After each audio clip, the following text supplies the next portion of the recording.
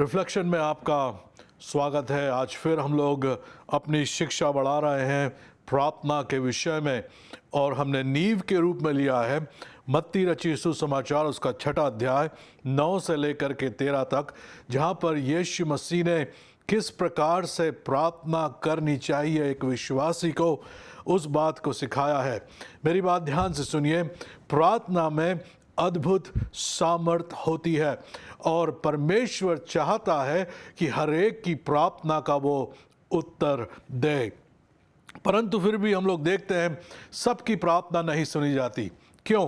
क्योंकि वो प्रार्थना करने की जो कला होती है, जो आर्ट होता है, जो प्रिंसिपल्स होते हैं, जो उद्देश्य और सिद्धांत होते हैं, कईयों को वो प्रार्थना के विषय में नहीं मालूम होता है।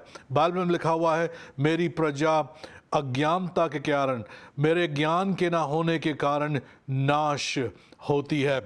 परमेश्वर के वचन में यह भी लिखा हुआ है, तुम सत्य को जानोगे और सत्य तुम्हें स्वतंत्र करेगा। तो परमेश्वर का जब रेवलेशन, परमेश्वर का प्रकाशन जब हमारे पास में आता है, तो हमारा जीवन जो है मसीह के अंदर एक नए लेवल पे चला जाता है। उसी प्रकार से जब प्रार्थना का प्रकाशन हमें मिलता है, तो हमारी प्रार्थनाओं के उत्तर हमको मिलने लगते हैं। इसीलिए मत्ती रचित सुसमाचार उसके 6 अध्याय के अंदर प्रभु यीशु मसीह के चेलों ने प्रभु से पूछा, हमें भी प्रार्थना करना सिखा। तो यहाँ पर हम लोग चलते हैं वापस से मत्ती उसका 6 अध्याय 9 से लेकर 13 तक हम लोग प्रभु की प्रार्थना को सुनेंगे, क्योंकि यहाँ पर यीशु मसीह ने इस प्रकार से प्रार्थना करना सिखाया। सो तुम इस रीति से प्रार्थना किया करो, हे हमारे पिता, तू जो स्वर्ग में है, तेरा नाम पवित्र माना जाए, तेरा राज्य आए, तेरी इच्छा जैसे स्वर्ग में पूरी होती है वैसे ही पृथ्वी पर भी हो। हमारे दिन भर की रोटी आज हमें दे, और जिस प्रकार हमने अपने अपराधियों को क्षमा किया है वैसे ही तू हमारे अपराधियों को क्षमा कर, और हमें परीक्षा में न ला परंतु बुराई से बचा, क्योंकि राज्य और पराक्रम और महिमा सदा तेरी ही है। आमीन। तो पिछले 2 एपिसोड्स के अंदर हमने नींव को देखा था, हमारे पिता के विषय में जो स्वर्ग में है, और हाँ किस प्रकार से उसका नाम हमें पवित्र मानना है, किस प्रकार से उसके राज्य के आने के लिए हमें प्रार्थना करना है। तो आइए हम लोग आज और आगे बढ़ कर के इन्हीं नींवों के ऊपर अपने संदेश को लेकर चलते हैं। 10वीं आयत में लिखा हुआ है, तेरा राज्य आए, तेरी इच्छा जैसे स्वर्ग में पूरी होती है वैसे ही पृथ्वी पर भी हो। यीशु मसीह ने कहा, जब तुम प्रार्थना करते हो तो इस प्रकार से प्रार्थना करो, जिस प्रकार से प्रभु तेरी इच्छा स्वर्ग में पूरी होती है वैसे ही इस पृथ्वी पर भी पूरी हो जाए। मेरे साथ निकालिए रोमियो उसका 12वां अध्याय 1 और 2 आयत में इस प्रकार से लिखा हुआ है, इसलिए हे भाइयों, मैं तुमसे परमेश्वर की दया स्मरण दिलाकर विनती करता हूँ कि अपने शरीरों को जीवित और पवित्र और परमेश्वर को भाता हुआ बलिदान करके चढ़ाओ, यही तुम्हारी आत्मिक सेवा है। और इस संसार के सदृश ना बनो, परंतु तुम्हारी बुद्धि के नए हो जाने से तुम्हारा चाल चलन भी बदलता जाए, जिससे तुम परमेश्वर की भली और भावती और सिद्ध इच्छा अनुभव से मालूम करते रहो। यीशु मसीह ने कहा, पिता से ये प्रार्थना करो कि तेरी इच्छा जैसे स्वर्ग में पूरी होती है वैसे इस पृथ्वी में पूरी हो। और रोमियो उसका 12वां अध्याय 1 से 2 आयत के अंदर हमने यह देखा कि जो परमेश्वर की इच्छा होती है वो परमेश्वर की इच्छा भली होती है,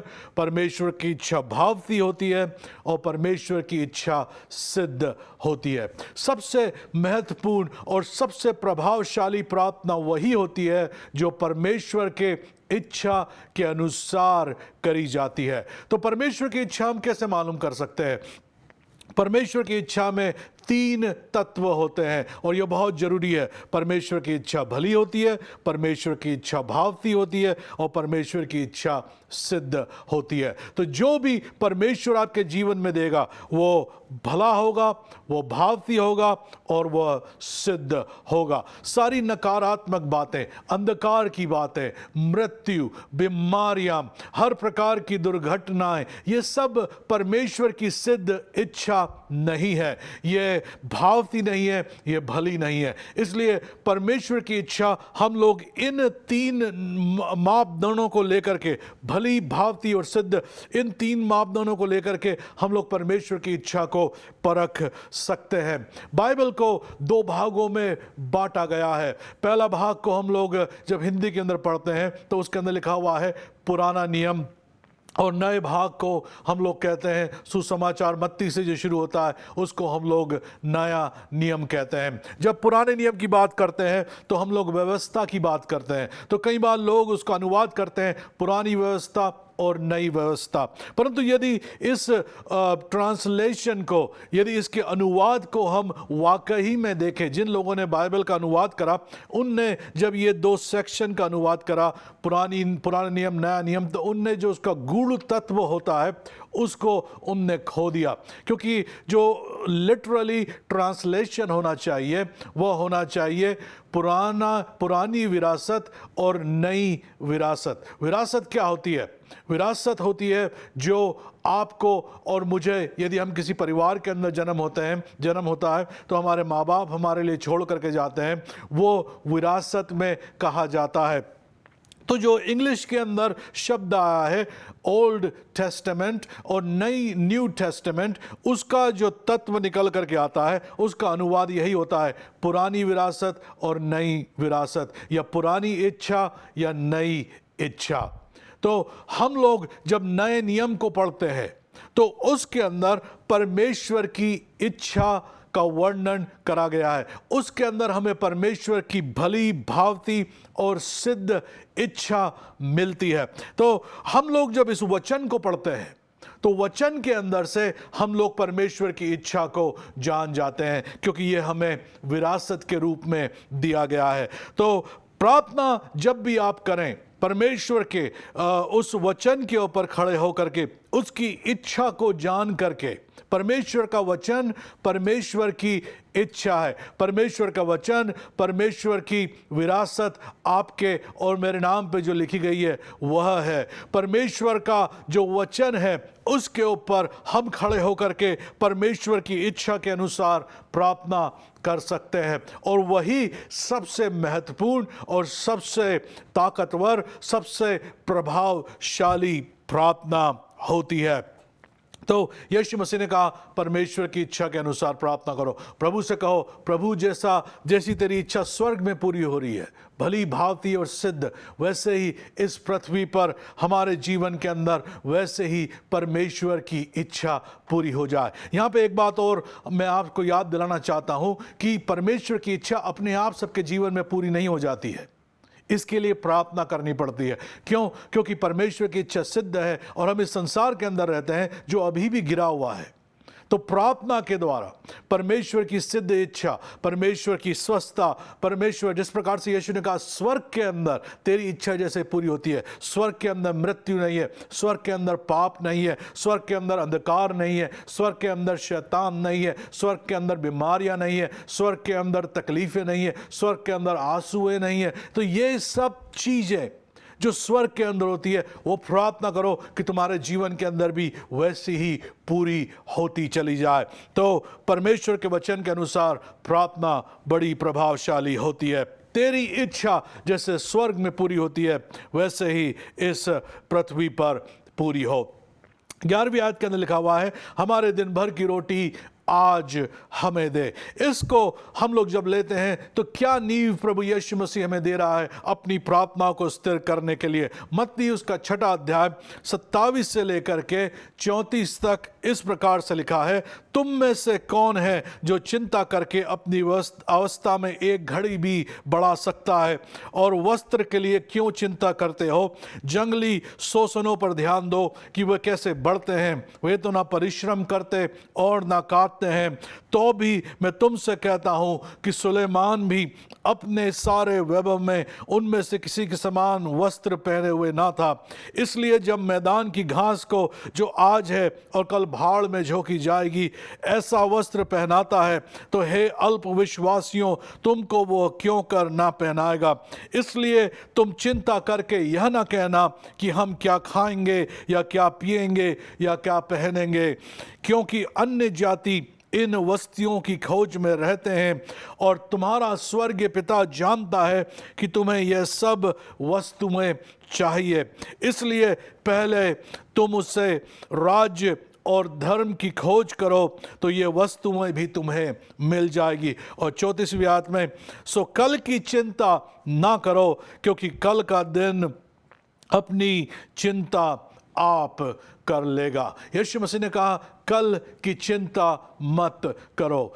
इसलिए प्रभु ने कहा दिन भर की रोटी आज हमें दे। कई बार हम लोग हमेशा कल क्या होगा, परसों क्या होगा, अगले महीने क्या होगा, इसकी चिंता के अंदर डूबे रहते हैं।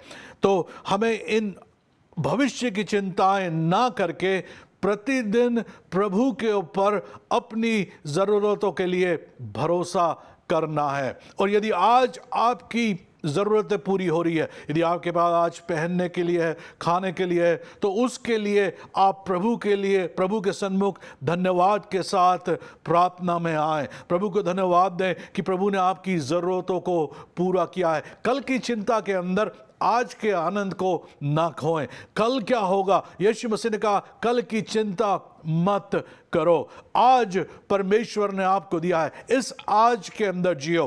परमेश्वर आपकी परवाह करता है। परमेश्वर आपके वस्त्रों की, आपके भोजन की, आपके घर की, आपके परिवार की, सब बातों की चिंता करता है। बाइबल के अंदर लिखा हुआ है अपने सारे बोझ यीशु मसीह के ऊपर डाल दो क्योंकि वो तुम्हारे लिए तुम्हारी परवाह करता है और उसके सन्मुख तुम्हारी ज़रूरतें हमेशा बनी रहती है। तो ये ज़रूरी है कि हम लोग इस बात को सीखें कि सब प्रकार की चिंताएं, डर और संसार के अंदर कई प्रकार की नकारात्मक बातें हो रही है, अंधकार की बातें हो रही, बीमारियां आ रही है, गरीबी आ रही है, उनके डर के अंदर हम लोग जकड़ ना जाएं, परंतु यीशु मसीह के अंदर जो हमें आज़ादी मिली है उस आज़ादी के अंदर हम लोग चलते रहें। इसलिए प्रभु ने कहा ऐसी प्रार्थना करो, दिन भर की रोटी आज हमें दे, कल की चिंता मत करो। कल की चिंता से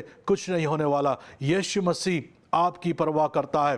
प्रभु ने कहा हे सब बोझ से दबे और थके लोगों मेरे पास आओ, मैं तुम्हें विश्राम दूंगा। सारा बोझ, अपने भविष्य का बोझ प्रभु यीशु मसीह के ऊपर डाल दो। इसी की नींव है हमारे जीवन के अंदर। यदि आप प्रार्थना कर रहे हैं तो आपको चिंता करने की ज़रूरत नहीं। यदि आप चिंता कर रहे हैं तो आप प्रार्थना विश्वास से नहीं कर रहे हैं। तो हमारे दिन भर की रोटी प्रभु हमें आज दे, चिंता से हम लोग दूर रहें।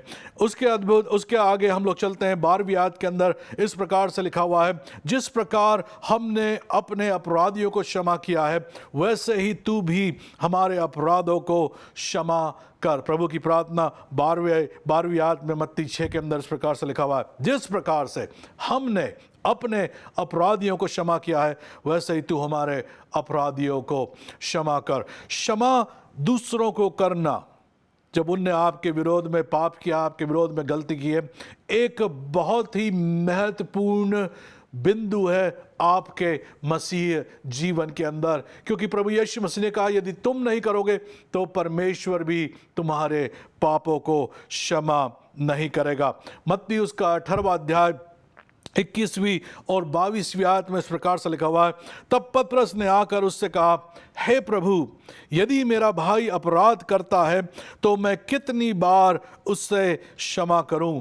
क्या 7 बार तक? तो ये एक दिन की बात पतरस यीशु मसीह के सन्मुख आके कर रहा कि प्रभु एक दिन में यदि मेरा भाई मेरे विरुद्ध अपराध करे तो मैं उसे कितनी बार क्षमा करूं? 7 बार?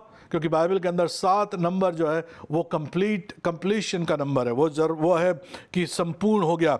यीशु ने उससे कहा 22वीं आयत में, मैं तुझसे यह नहीं कहता कि 7 बार, वरन 7 बार के 70 गुना तक। 7 बार के 70 गुना तक। सोचो किसी बात को, कितनी बार यीशु मसीह ने कहा एक दिन के अंदर जब तेरा भाई तेरे विरोध में पाप करता है तो उसको तुझे क्षमा करना है। क्यों? मरकुस 11वां अध्याय 25वीं से लेकर 25 और 26वीं आयत में इसका तत्व दिया गया है। क्यों हमें अपने अपराधियों को क्षमा करना है। मरकुस 11:25 में इस प्रकार से लिखा हुआ है, जब कभी तुम खड़े हुए प्रार्थना करते हो, जब भी प्रार्थना करते हो, तो यदि तुम्हारे मन में किसी और के कुछ विरोध में हो तो उससे क्षमा करो, क्योंकि तुम्हारा स्वर्गीय पिता भी तुम्हारे अपराध क्षमा करे। 26वीं आयत में, और यदि तुम क्षमा न करो तो तुम्हारा पिता जो स्वर्ग में है तुम्हारा अपराध क्षमा ना करेगा। प्रभु ने कहा, जब तक कि तू दूसरे के पापों को, अपराधों को क्षमा नहीं करेगा तो तेरे भी अपराध क्षमा नहीं किए जाएंगे।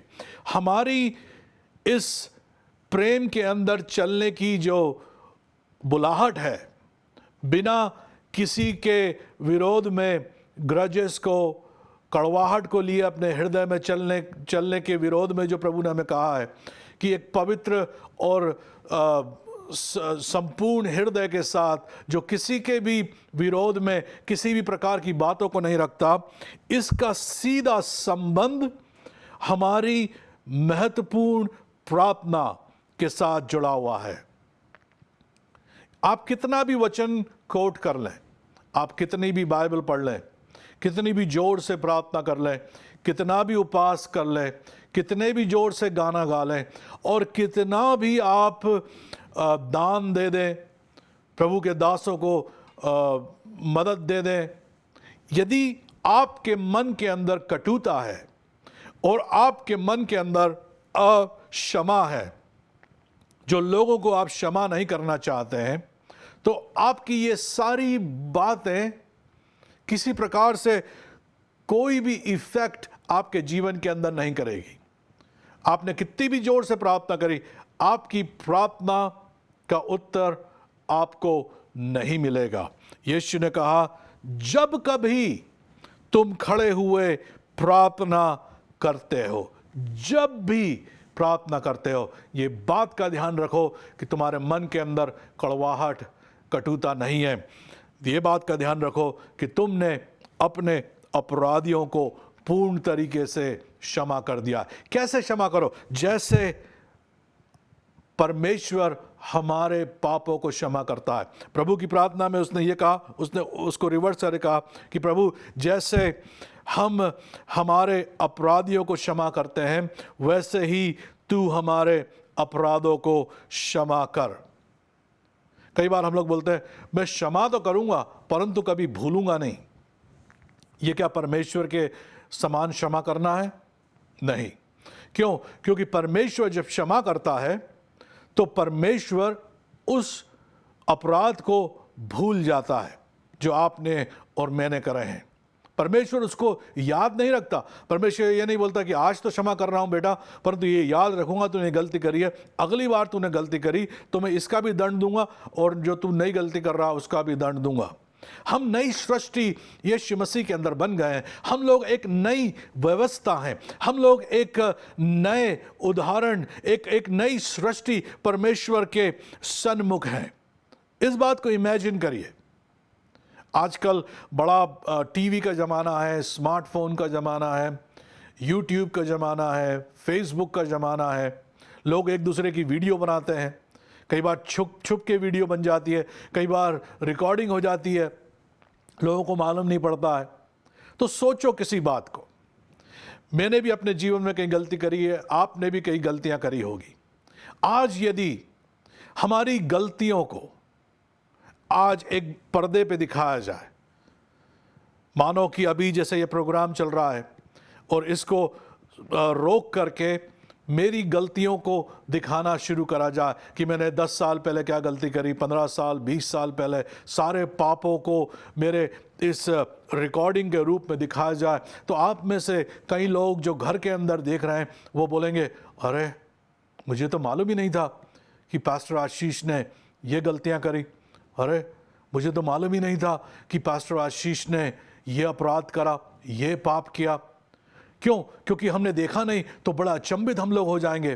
परंतु उसी प्रकार से यीशु मसीह को भी जब दिखाया जाएगा, परमेश्वर पिता को दिखाया जाएगा, तो परमेश्वर बोलेगा, अरे मुझे तो मालूम ही नहीं मुझे तो मालूम ही नहीं ये प्रभु ये आशीष ने ये गलती करी, ये तो मुझे मालूम ही नहीं। क्यों? क्योंकि जब परमेश्वर क्षमा करता है तो परमेश्वर उसको पूर्ण रीति से भूल जाता है, उसको याद नहीं रखता है। वो परमेश्वर के लिए नई बात हो जाती है, वो बात पुरानी बातें जाती रहती है। ये परमेश्वर के प्रेम और क्षमा करने का अनुग्रह है जो हमारे ऊपर हुआ है। तो हम लोग भी उसी प्रकार से जब किसी को माफ़ करें तो उसको पूर्ण रीति से माफ़ कर दें, क्योंकि उसी प्रकार से परमेश्वर भी हमारे अपराधों को क्षमा करता है। और ये सबसे डिफ़िकल्ट चीज़ जो हम लोग एक मसीह होने के नाते अपने जीवन के अंदर महसूस करते हैं वो यही है, जो एक बड़ी तकलीफ़ हमारे लिए हो जाती है। क्योंकि जब आपका जीवन बदलता है तो अब आप बदला नहीं लेते। जब आपको कोई गाली बकता है तो आप उसको गाली नहीं बकते। तो क्या होता है, हम लोग एक दूसरी चाल को चलते हैं, इसलिए कई बार हमें ठेस भी लगती है लोगों के व्यवहार से। परंतु यही हमारी एक बुलाहट है कि हमारे जीवन के द्वारा यीशु मसीह के चरित्र का वर्णन हो, वो दिखे लोगों को कि हम लोग प्रभु यीशु मसीह के चेले हैं, उसके अनुयायी हैं। इसलिए बाइबल में लिखा हुआ है, जब कोई तुम्हें एक गाल पे थप्पड़ मारे तो दूसरा गाल उसके लिए फेर दो। क्यों? क्योंकि हम लोग इस संसार के नहीं हैं। हमारा रास्ता प्रेम का रास्ता है, हमारा रास्ता क्षमा का रास्ता है, हमारा रास्ता यीशु मसीह के पीछे चलने का। यीशु ने कहा मैं मार्ग हूँ। यीशु मसीह जैसा चला है, यीशु मसीह के जैसा चरित्र है, वैसा ही चरित्र हमारे जीवन के अंदर होना चाहिए। तो हमें अपने अपराधियों को क्षमा करना है। एक बड़ी नींव है हमारी प्रार्थना के जीवन के अंदर। कभी भी अपने मन के अंदर कटुता लेकर के और अक्षमा को लेकर के प्रभु के सन्मुख ना जाएं, क्योंकि हमारी प्रार्थनाएं उसके कारण रुक जाएगी। हमारी प्रार्थना का प्रभाव नहीं होगा, हमारी प्रार्थना का उत्तर हमको नहीं मिलेगा। आइए हम लोग आगे बढ़ते हैं और प्रभु की प्रार्थना मत्ती उसके 6 अध्याय उसकी 13वीं आयत में इस प्रकार से लिखा हुआ है, हमें परीक्षा में ना ला परंतु बुराई से बचा। तो प्रभु ने हमें सिखाया प्रार्थना करने के लिए कि प्रभु से, परमेश्वर पिता से ये प्रार्थना करो कि तुम सब प्रकार की परीक्षाओं से बच जाओ। जब ये लिखा हुआ है परीक्षा में ना ला, तो कई बार जब हम लोग उसे एक संकीर्ण दृष्टिकोण से देखते हैं तो हमें ऐसा लगता है कि परमेश्वर हमको परीक्षाओं में लेकर के जा रहा है। परमेश्वर हमारी परीक्षा नहीं कर रहा है। मेरे साथ निकालिए याकूब की पत्री उसका 1 अध्याय 12 से लेकर के 14 तक। इस प्रकार से परीक्षा के विषय में लिखा हुआ है। याकूब उसका 1 अध्याय 12 से लेकर 14 तक, धन्य है वह मनुष्य जो परीक्षा में स्थिर रहता है, क्योंकि वह खरा निकलकर जीवन का मुकुट पाएगा, जिसकी प्रतिज्ञा प्रभु ने अपने प्रेम करने वालों को दी है। 13वीं आयत में, जब किसी की परीक्षा हो तो वह यह ना कहे कि मेरी परीक्षा परमेश्वर की ओर से होती है, क्योंकि ना तो बुरी बातों से परमेश्वर की परीक्षा हो सकती है, ना वह किसी की परीक्षा आप करता है। परमेश्वर स्वयं परीक्षा नहीं करता। कैसे परीक्षा होती है? 14वीं आयत में, परंतु प्रत्येक व्यक्ति अपनी ही अभिलाषा से खिंचकर और फंसकर परीक्षा में पड़ता है। तो अपनी स्वयं की अभिलाषा, अपने स्वयं के टेम्पटेशन, अपने स्वयं की अभिलाषाओं के कारण, अपने स्वयं के खिंचाव के कारण, जो नकारात्मक चीज़ों के लिए होता है, अंधकार की चीज़ों के लिए होता है, मनुष्य परीक्षा के अंदर फंस जाता है। परमेश्वर कभी भी आपके जीवन में प्रलोभन नहीं देगा परीक्षा में डालने के लिए। पाप के द्वारा आपकी कभी परीक्षा नहीं होगी। ये तो स्वयं मनुष्य अपने स्वयं की अभिलाषाओं के कारण, अपने डिजायर के कारण परीक्षा के अंदर फंसता है। और ये नेचुरल है, ये होता है। हर एक जन की जीवन के अंदर परीक्षाएं आती है। परंतु बाइबल में यीशु मसीह ने प्रार्थना करते समय में यह सिखाया कि प्रार्थना करो कि प्रभु हमें उन सब परीक्षाओं से बचाता रहे। हम लोग जाएंगे तो सही, परंतु परमेश्वर हमें उन परीक्षाओं से बचाएगा, हमारे लिए रास्ता निकालेगा कि किस प्रकार से हम लोग इस परीक्षाओं से निकल सकते हैं। दूसरी बात, महत्वपूर्ण बात इसी संदर्भ में यह है कि जब हमारे जीवन में तकलीफ आए, बीमारियां आए और अंधकार की चीज़ें हो, दुर्घटनाएं घटे, ऐसी चीज़ें जो नकारात्मक हो हमारे जीवन के अंदर आए, तो हमें कभी ये नहीं कहना कि अरे प्रभु ने हमारे जीवन में भेजी ताकि प्रभु हमारी परीक्षा कर रहा है। क्यों? क्योंकि इस नई विरासत के अंदर प्रभु हमारी परीक्षा नहीं करता। इस प्रकार से परमेश्वर हमें इन परीक्षाओं से बचाता है। तो ये प्रार्थना का नींव बहुत ज़रूरी है कि प्रभु हमें परीक्षाओं के अंदर खुद लेके नहीं जा रहा है, परंतु उन परीक्षाओं से बचा रहा है, उन बुराइयों से जो परीक्षाओं के साथ में आती है उससे प्रभु हमें बचा रहा है। और अंतिम जो वाक्य प्रभु की प्रार्थना के अंदर है वो यह है, क्योंकि राज्य और पराक्रम और महिमा सदा तेरी ही है, आमीन। तो प्रभु की प्रार्थना इस प्रकार से अंत करती है कि हम लोग हमेशा परमेश्वर को सारी महिमा दें, परमेश्वर का पराक्रम और उसका राज्य हमेशा हमेशा का हमारे जीवन के अंदर स्थिर है। परमेश्वर का राज्य, परमेश्वर की महिमा, परमेश्वर का पराक्रम हमेशा हमारे अंदर स्थिर है। तो इस संसार के अंदर यदि आप रहते हैं, सारी चीज़ें परफेक्ट नहीं हैं, परंतु हमारे आत्मिक जीवन के अंदर सब परफेक्ट है, क्योंकि हम लोग उस आत्मिक जीवन को जो यीशु मसीह के लहू के द्वारा और पवित्र आत्मा के द्वारा सील करा गया हुआ, जिसके पवित्र आत्मा की छाप लगी हुई है, उस जीवन को जी रहे हैं। और इस जीवन के अंदर परमेश्वर का राज्य है, इस जीवन के अंदर परमेश्वर की पराक्रम है और इस जीवन के अंदर परमेश्वर की महिमा है। और हमको ये इस संसार के अंदर सीखना है, हर बात के लिए प्रभु यीशु मसीह को महिमा दें।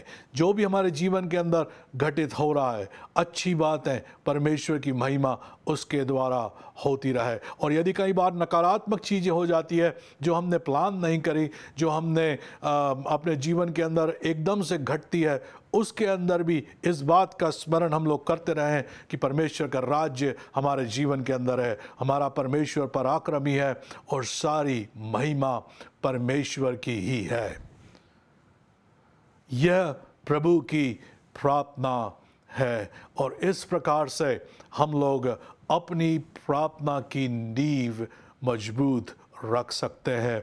और विश्वास के द्वारा जब हम लोग ये प्रार्थना को करते हैं तो परमेश्वर के अनुग्रह के द्वारा हमारा जीवन एक नए आत्मिक स्तर पर आ जाता है। जो प्रभु यीशु मसीह ने प्रार्थना करना सिखाया, वो स्वयं भी इसी प्रकार से प्रार्थना करता था। हमारे साथ जुड़े रहिए। हमें आप व्हाट्सएप पे कॉल कर सकते हैं। यदि आपके पास प्रार्थना के निवेदन है तो आप उन प्रार्थनाओं के निवेदन भेज सकते हैं। प्रभु आपको बहुत आयत से आशीष दे। अगले सोमवार आपसे इसी समय फिर मुलाकात होगी।